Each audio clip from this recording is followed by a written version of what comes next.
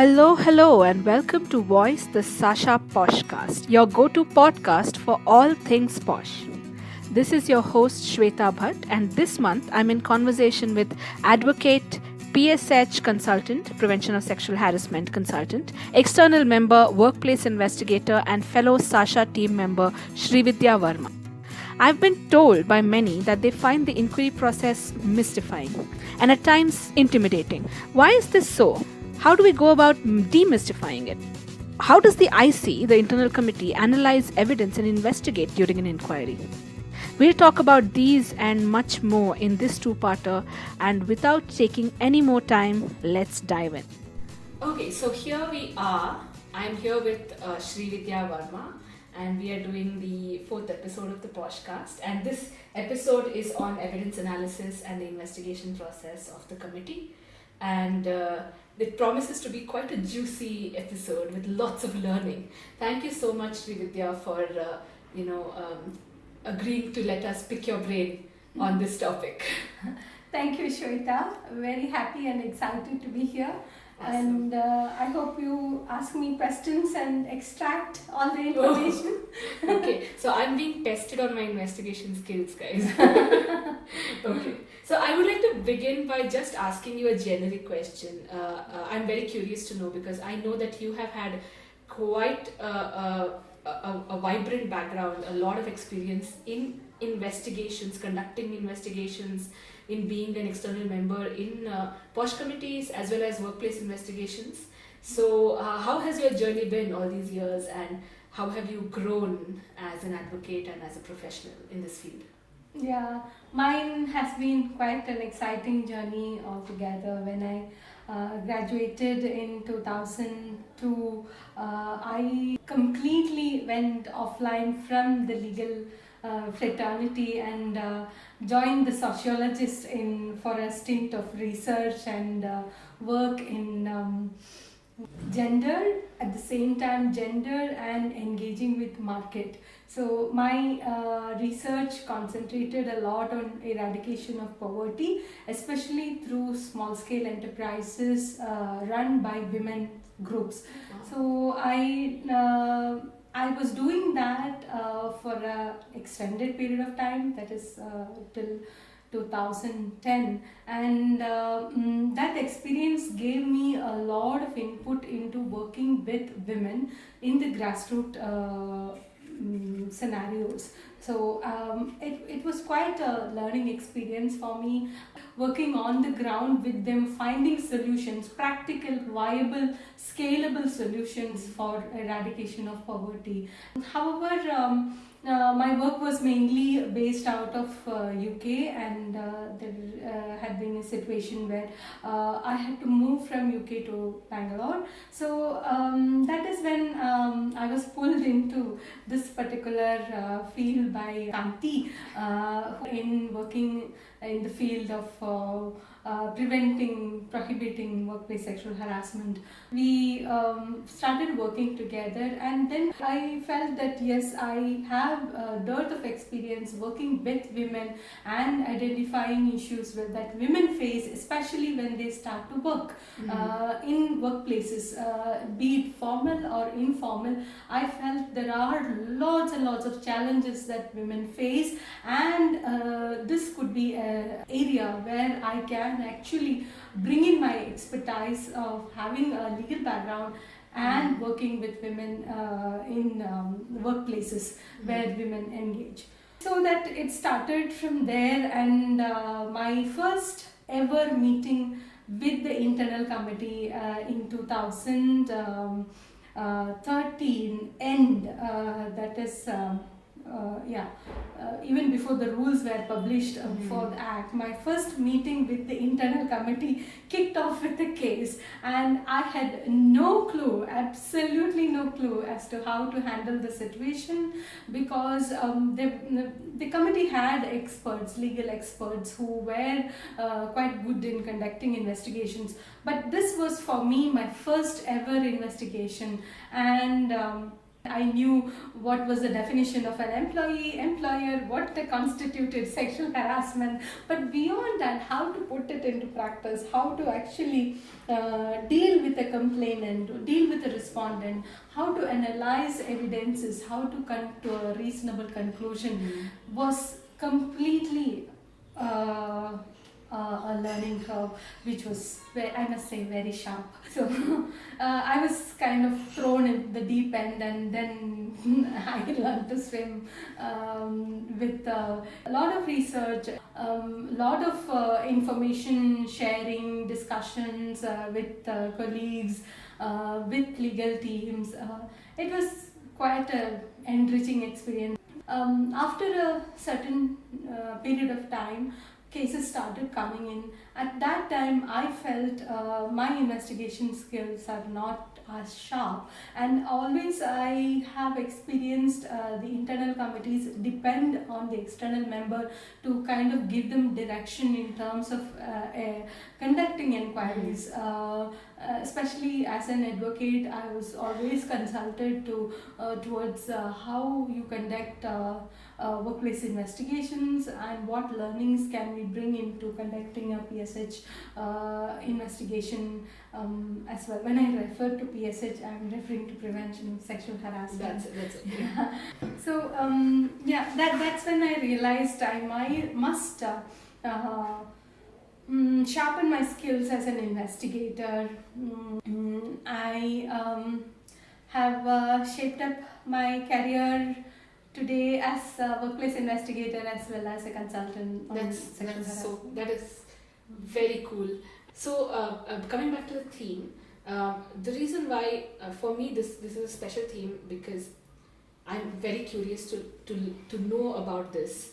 It's a question that I get asked. It's a question that I'm sure many of our team members, I'm sure even you have gotten asked in trainings or when IC members have asked you, is there is clarity on how to conduct an investigation with where there is evidence, there is hard evidence, but often the question is, how does the committee or how should the committee initiate or conduct an investigation and inquiry where there is little evidence or no proof, no evidence at all, because a lot of sexual harassment does happen within four walls. And we do get complaints where we might not have hard evidence. What are your thoughts on that, Vidya? Yeah.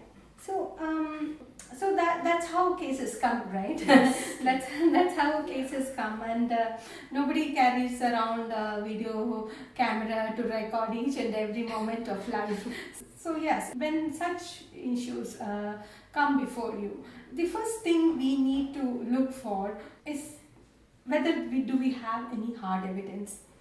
If we don't have any hard evidence, that is like a CCTV footage or any kind of concrete evidence that substantiates or disproves the allegation, we look for witness corroborations and we look for circumstantial evidences. So I would like to elaborate a bit on that. When you have circumstantial evidence, we often classify it as direct and indirect evidence. So a direct evidence can be something which a witness has seen happening. For example, a manager has or a colleague has behaved in an inappropriate manner to another colleague, co-worker, and this is witnessed by a third some other employee. Yeah, some other employee.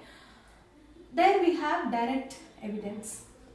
But when we don't have direct evidence, there can be indirect evidence, which we call circumstantial evidence. So circumstantial evidence can be this person has not actually seen what has happened, but has noticed that one female employee or multiple female or male employees are coming out of this person's cabin crying.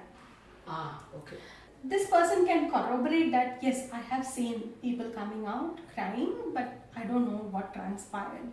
So that is one piece of evidence for you. We have to put together, it's like a jigsaw puzzle. We pick up one piece of information and we weigh it against what we have got as an allegation or as a problem to solve, and we put together the pieces of information and we try to create the bigger picture. So in that process, it is very crucial to get witness statement also. Like I said, most times you don't have a witness who has directly witnessed certain things, but they are giving you certain information. It is up to the investigator or the internal committee to determine the credibility of that information that they receive. So the credibility, to establish the credibility, again it is twofold. One, it is through the making sure that there is a foolproof process of investigation. That process is already established, and how do you establish that process? It's through thorough documentation, following the law, the regulatory norms which we are required to follow, like receiving the complaint, responding to the complaint, and having a meeting with the complainant, sending out the notice. So we have a set process in the PoSH redressal mechanism. So follow that. That ensures that your credibility of investigation process is secure. Then you assess the credibility of the witness, and for that there can be multitudes of tools which you can use. So certain tools which you use for assessing credibility is first to say whether there is an inherent plausibility of a certain instance from happening. For example, people are going for a year-end party. In that party, you hear that a certain allegation has come up of a particular person misbehaving, say a manager misbehaving with one of his team members.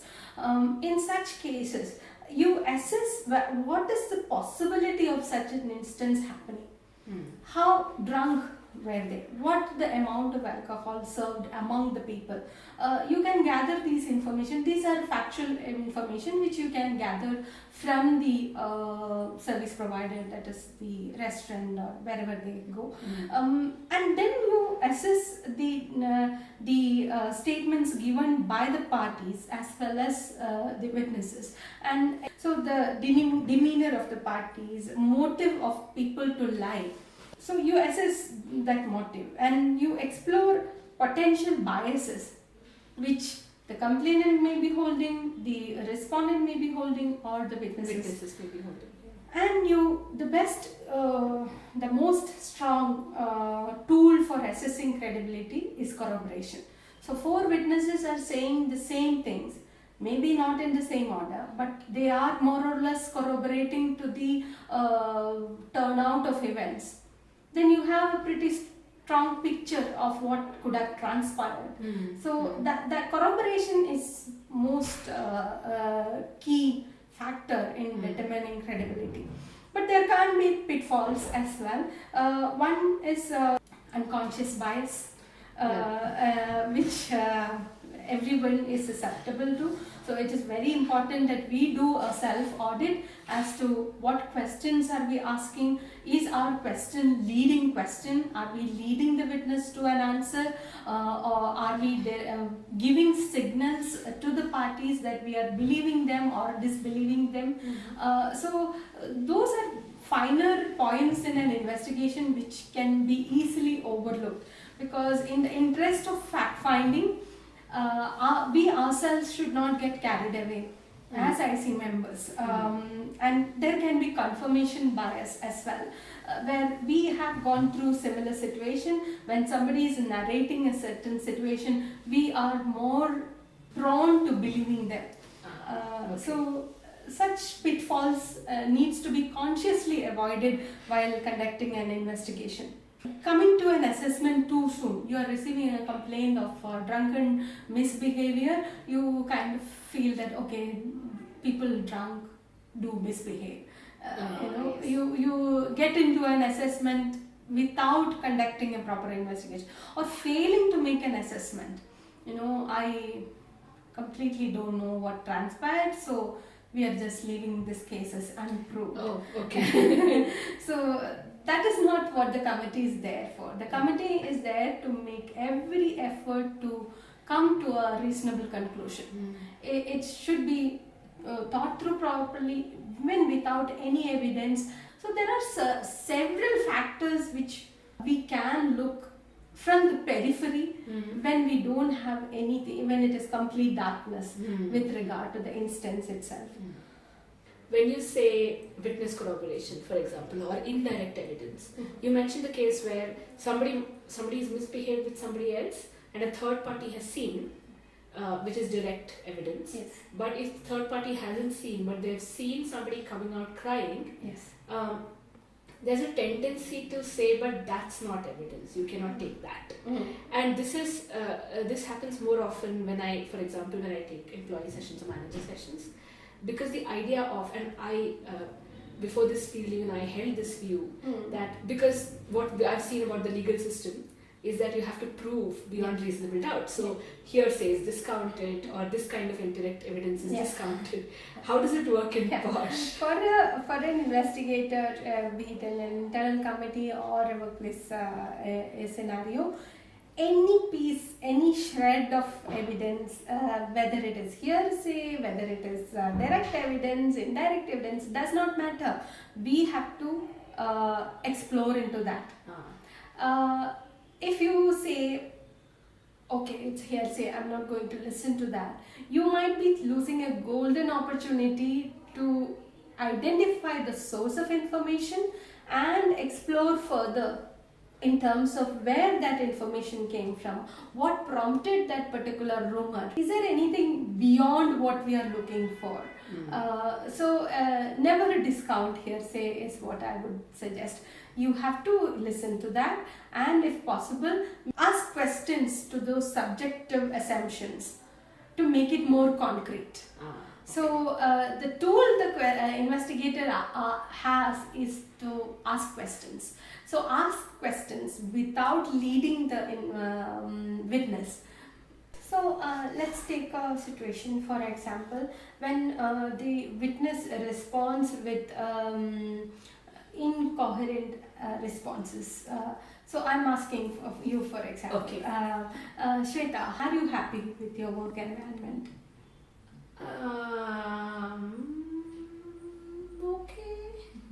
Okay, so when you get a response like that, or a nod of the head, or a shrug, the investigator's duty is to not to make assumptions, but to drill down further, ask, what do you mean by that? Then if I ask you, what do you mean by that? You will give me some answer. Yeah, for example. I'd say, so I'm confused because overall I'm happy with my work, but then some days are days where I feel unhappy. Okay.